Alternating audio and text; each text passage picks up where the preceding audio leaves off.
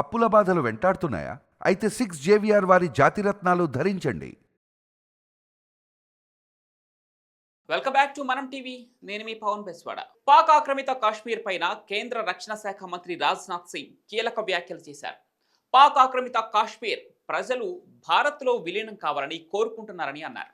అతి త్వరలోనే పీఓకేను స్వాధీనం చేసుకుంటామని రాజ్నాథ్ సింగ్ స్పష్టం చేశారు. ఇక ఆపరేషన్ సింధూర్తో పాకిస్తాన్లోని ఉగ్రవాద శిబిరాలను ధ్వంసం చేశామని కాన్ఫెడరేషన్ ఆఫ్ ఇండియన్ ఇండస్ట్రీ వార్షిక వ్యాపార సదస్సు 2025 ప్రారంభోత్సవంలో రక్షణ మంత్రి రాజ్నాథ్ సింగ్ తెలిపారు.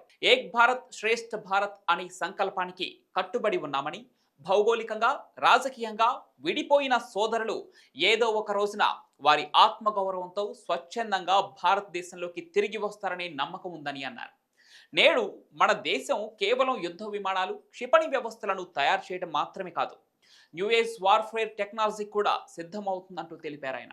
ఆపరేషన్ సింధూర్ సమయంలో మన స్వదేశీ వ్యవస్థలు శత్రువుల కవచాన్ని ఛేదించగల సామర్థ్యాన్ని కలిగి ఉన్నాయని భారత్ నిరూపించడం ద్వారా ప్రపంచం మొత్తాన్ని ఆశ్చర్యపరిచిందని అన్నారు.